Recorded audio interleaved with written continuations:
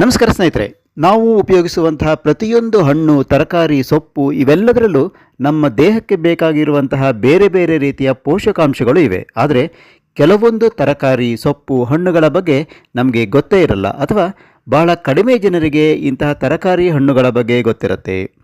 ಇಂತಹ ವಿರಳ ತರಕಾರಿ, ಹಣ್ಣುಗಳನ್ನು ನಾನು ವಿಡಿಯೋಗಳಲ್ಲಿ ಕವರ್ ಮಾಡ್ತಾ ಬಂದಿದ್ದೀನಿ. ಇವತ್ತು ಸಹ ಇಂತಹದ್ದೇ ಒಂದು ಸೊಪ್ಪಿನ ಬಗ್ಗೆ ನಿಮಗೆ ತಿಳಿಸ್ಕೊಡ್ತಾ ಇದ್ದೀನಿ.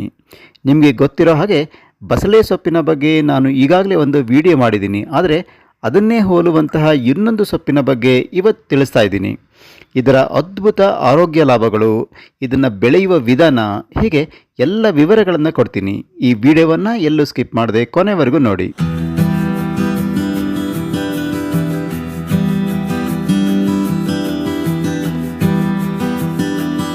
ಸ್ನೇಹಿತರೆ, ಇವತ್ತು ನಾನು ತಿಳಿಸ್ಕೊಡ್ತಾ ಇರುವಂತಹ ಗಿಡ ನೆಲಬಸಳೆ ಅಥವಾ ಬಾಂಬೆ ಬಸಳೆ. ಈ ನೆಲಬಸಳೆ ಅಥವಾ ಬಾಂಬೆ ಬಸಳೆ ಸಾಧಾರಣ ಬಸಳೆ ಸೊಪ್ಪಿನಷ್ಟೇ ಉಪಯುಕ್ತ ಗುಣಗಳನ್ನು ಹೊಂದಿರುವಂತಹ ಗಿಡ. ಇದರಲ್ಲಿ vitamin A, vitamin C, vitamin K ಹೇರಳವಾಗಿ ಇರುತ್ತೆ. ಜೊತೆಗೆ ಕ್ಯಾಲ್ಶಿಯಂ, ಐರನ್, ಮೆಗ್ನೀಷಿಯಂ, ಫಾಸ್ಫರಸ್ ಹಾಗೂ ಪೊಟ್ಯಾಷಿಯಂ ಸಹ ಹೇರಳವಾಗಿರುತ್ತೆ. ಅಷ್ಟೇ ಅಲ್ಲ, ಇದರಲ್ಲಿ ಫೈಬರ್ ಹಾಗೂ ಪ್ರೋಟೀನ್ ಸಹ ಸಾಕಷ್ಟು ಪ್ರಮಾಣದಲ್ಲಿ ಇರುತ್ತೆ. ಆದ್ದರಿಂದ ಆರೋಗ್ಯಕ್ಕೆ ತುಂಬಾ ಉಪಯುಕ್ತವಾಗಿರುವಂತಹ ಸೊಪ್ಪು ಈ ನೆಲಬಸಳೆ ಅಥವಾ ಬಾಂಬೆ ಬಸಳೆ. ಇದನ್ನು ಇಂಗ್ಲೀಷ್ನಲ್ಲಿ ಸಿಲೋನ್ ಸ್ಪಿನಾಚ್, ವಾಟರ್ ಲೀಫ್ ಅಂತ ಕರೀತಾರೆ. ಇದು 1-2 ಅಡಿಗಳಷ್ಟು ಎತ್ತರದವರೆಗೆ ಬೆಳೆಯುತ್ತೆ. ಬಸಳೆ ಸೊಪ್ಪಿನಂತೆ ಇದರ ಕಾಂಡ ಮತ್ತು ಎಲೆಗಳನ್ನು ಅಡುಗೆಯಲ್ಲಿ ಬಳಸ್ತಾರೆ. ಇದನ್ನು ಪಾಂಚಾಲಿ ಹರಿವೆ, ಸಾಂಬಾರ್ ಹರಿವೆ, ಬೇಳೆ ಹರಿವೆ, ಹಪ್ಪಳ ಹರಿವೆ, ಕೊಲಂಬೋ ಹರಿವೆ, ಸಿಲೋನ್ ಹರಿವೆ ಅಂತ ಕೂಡ ಕರೀತಾರೆ.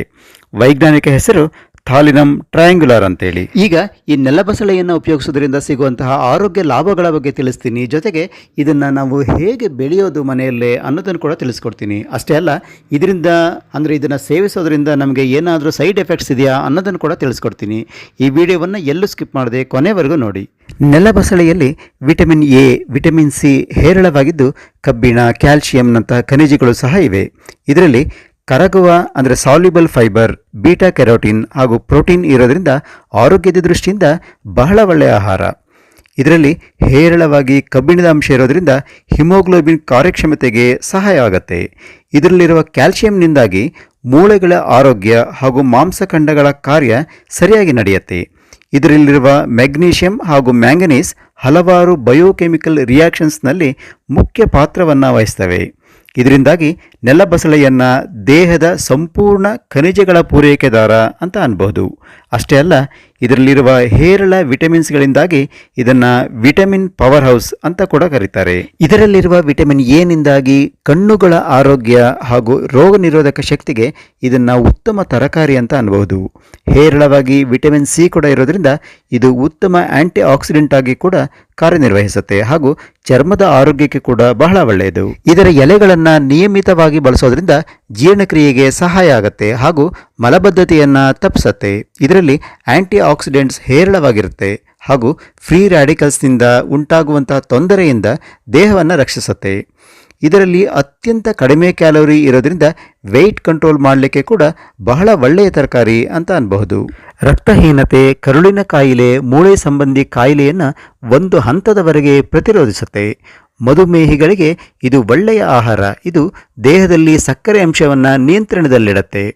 ಗ್ಯಾಸ್ಟ್ರೋ ಇಂಟೆಸ್ಟೈನಲ್ ಪ್ರಾಬ್ಲಮ್ಸ್ಗೆ ಕೂಡ ಅತ್ಯಂತ ಒಳ್ಳೆಯ ಆಹಾರ ಅಂತ ಇದನ್ನು ಹೇಳಬಹುದು. ಹಾಗಾದರೆ ಇಷ್ಟೆಲ್ಲ ಉಪಯೋಗಗಳಿರುವಂತಹ ಈ ನೆಲಬಸಳೆಯನ್ನು ಉಪಯೋಗಿಸೋದು ಹೇಗೆ ಅಂತಂದರೆ, ಬಸಳೆ ಸೊಪ್ಪಿನ ಥರನೇ ಇದನ್ನು ಉಪಯೋಗಿಸ್ಬೋದು. ನೆಲಬಸಳೆ ಎಲೆಗಳನ್ನು ಹಸಿಯಾಗಿ ಸಲಾಡ್ಗಳಲ್ಲಿ ಉಪಯೋಗಿಸ್ಬೋದು, ಅಥವಾ ಬೇರೆ ಸೊಪ್ಪುಗಳ ರೀತಿ ಬೇಯಿಸಿ ಕೂಡ ಉಪಯೋಗಿಸ್ಬೋದು. ಸೂಪ್ಗಳಲ್ಲಿ, ಸಾಂಬಾರ್, ಪಲ್ಯ, ಗೊಜ್ಜುಗಳನ್ನು ಕೂಡ ತಯಾರಿಸಬಹುದು. ಈಗ ಈ ಬಾಂಬೆ ಬಸಳೆ ಅಥವಾ ನೆಲಬಸಳೆಯನ್ನು ಬೆಳೆಯೋದು ಹೇಗೆ ನೋಡ್ಕೊಂಡು ಬರೋಣ ಬನ್ನಿ. ಈ ನೆಲಬಸಳೆ ಗಿಡದ ಕಾಂಡವನ್ನು ಕತ್ತರಿಸಿ ನೆಡೋ ಮೂಲಕ ನಾವು ಈ ನೆಲಬಸಳೆಯನ್ನು ಬೆಳ್ಕೊಳ್ಬಹುದು. ಅಥವಾ ಇದರ ಬುಡಭಾಗದಲ್ಲಿ ಬಲ್ಬ್ಸ್ ಇರುತ್ತೆ, ಇದನ್ನು ಕೂಡ ನಾವು ನೆಟ್ಟು ಈ ಗಿಡವನ್ನು ಬೆಳೆಸ್ಕೊಳ್ಬೋದು. ನೋಡಿ, ನಾನು ನಿಮಗಿಲ್ಲೇ ತೋರಿಸ್ತಾ ಇದ್ದೀನಿ ಈ ಒಂದು ಬಲ್ಬ್ನಿಂದ ಸಣ್ಣ ಗಿಡ ಹೇಗೆ ಬೆಳೀತಿದೆ ಅಂಥೇಳಿ. ಆಮೇಲೆ ಇದನ್ನು ಬೀಜಗಳ ಮೂಲಕ ಕೂಡ ಬೆಳೆಸ್ಬೋದು. ಇದರಲ್ಲಿ ಬಿಡುವಂತಹ ಪಿಂಕ್ ಕಲರ್ ಹೂವಿನಿಂದ ನಂತರ ಬೀಜಗಳಾಗಿ ಬೀಜಗಳು ಅಲ್ಲಲ್ಲಿ ಉದುರಿ ತಾವೇ ತಾವಾಗಿ ಈ ನೆಲಬಸಳೆ ಬೆಳೆಯೋದನ್ನ ನಾವು ಕಾಣಬಹುದು. ಈ ನೆಲಬಸಳೆ ಗಿಡದ ಬೀಜಗಳು ನಿಮಗೆ ಆನ್ಲೈನ್ ನಲ್ಲಿ ಸಿಗುತ್ತೆ. ಅಮೆಜಾನ್ ನಂತಹ ಆನ್ಲೈನ್ ಶಾಪಿಂಗ್ ಪ್ಲಾಟ್ಫಾರ್ಮ್ ನಲ್ಲಿ ಈ ನೆಲಬಸಳೆ ಅಥವಾ ಸಿಲೋನ್ ಸ್ಪಿನಾಚ್ ನ ಬೀಜಗಳು ಸಿಗ್ತವೆ. ನೀವು ತರಿಸ್ಕೊಂಡು ಇವುಗಳನ್ನ ನೀವು ಮನೆಯಲ್ಲೇ ಬೆಳ್ಕೊಳ್ಬಹುದು. ಇಲ್ಲಿ ನಾನು ನಿಮಗೆ ಸ್ಕ್ರೀನ್ ಶಾಟ್ ಅನ್ನ ತೋರಿಸ್ತಾ ಇದ್ದೀನಿ. ಇದನ್ನ ಇದೇ ರೀತಿ ನೀವು ಮೆನ್ಷನ್ ಮಾಡಿ ಅಮೆಜಾನ್ ಅಲ್ಲಿ ನೀವು ಈ ಗಿಡವನ್ನ ಅಥವಾ ಬೀಜವನ್ನ ತರಿಸ್ಕೊಳ್ಬಹುದು. ಸ್ನೇಹಿತರೆ, ಈ ನೆಲಬಸಳೆ ಅಥವಾ ಬಾಂಬೆ ಬಸಳೆಯಿಂದ ಸಿಗುವಂತಹ ಬೆನಿಫಿಟ್ಸ್ ಅನ್ನು ನಾವು ನೋಡಿದ್ದೀವಿ. ಆದರೆ ಇದನ್ನು ಅತಿಯಾಗಿ ತಿನ್ನೋದ್ರಿಂದ ಏನಾದರೂ ತೊಂದರೆ ಅಥವಾ ಸೈಡ್ ಎಫೆಕ್ಟ್ಸ್ ಇದೆಯಾ ಅಂತ ಕೇಳಿದರೆ, ಈ ಬಾಂಬೆ ಬಸಳೆ ಅಥವಾ ನೆಲಬಸಳೆಯಲ್ಲಿ ಆಕ್ಸಾಲಿಕ್ ಆ್ಯಸಿಡ್ ಇರುತ್ತೆ. ಹಾಗಾಗಿ ಮೂತ್ರಪಿಂಡದ ಸಮಸ್ಯೆ ಮತ್ತು ಸಂಧಿವಾತದಿಂದ ಬಳಲ್ತಾ ಇರೋರು, ಅಂದರೆ ಕಿಡ್ನಿ ಪ್ರಾಬ್ಲಮ್ಸ್ ಹಾಗೂ ಆರ್ಥ್ರೈಟಿಸ್ ಇರೋವಂಥವ್ರು ಇದನ್ನು ಅವಾಯ್ಡ್ ಮಾಡೋದು ಒಳ್ಳೆಯದು ಅಥವಾ ಕಡಿಮೆ ಪ್ರಮಾಣದಲ್ಲಿ ಸೇವಿಸೋದು ಒಳ್ಳೆಯದು. ನೋಡಿರಲ್ಲ ಸ್ನೇಹಿತರೆ, ಈ ನೆಲಬಸಳೆ ಅಥವಾ ಬಾಂಬೆ ಬಸಳೆ ನಮ್ಮ ಸುತ್ತಮುತ್ತ ಹೇರಳವಾಗಿ ಸಿಗುತ್ತೆ. ಆದರೆ ನಮಗೆ ಇದರ ಬೆನಿಫಿಟ್ಸ್ ಗೊತ್ತಿರೋದಿಲ್ಲ ಅಷ್ಟೇ.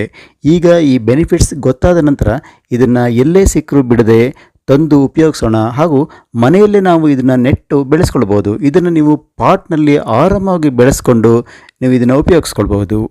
ಈ ವಿಡಿಯೋ ನಿಮಗೆ ಹೇಗೆ ಅನ್ನಿಸ್ತು? ಇಷ್ಟ ಆದಲ್ಲಿ ಒಂದು ಲೈಕ್ ಕೊಡಿ, ಕಾಮೆಂಟ್ ಮಾಡಿ, ಹಾಗೂ ಈ ವಿಡಿಯೋವನ್ನು ಶೇರ್ ಮಾಡಿ. ಜೊತೆಗೆ ಜ್ಞಾನ ವಿಜ್ಞಾನ ಚಾನಲ್ಗೆ ಸಬ್ಸ್ಕ್ರೈಬ್ ಆಗಿ ಪಕ್ಕದಲ್ಲಿರುವ ಬೆಲ್ ಐಕಾನ್ನ ಪ್ರೆಸ್ ಮಾಡಿ. ಇದರಿಂದ ನಾನು ರಿಲೀಸ್ ಮಾಡುವಂಥ ಎಲ್ಲ ವಿಡಿಯೋಗಳ ನೋಟಿಫಿಕೇಶನ್ ನಿಮಗೆ ಸಿಗುತ್ತೆ. ಹೊಸದೊಂದು ವಿಡಿಯೋದೊಂದಿಗೆ ಮತ್ತೆ ಸಿಗ್ತೀನಿ. ಅಲ್ಲಿವರೆಗೂ ಬಾಯ್ ಬಾಯ್.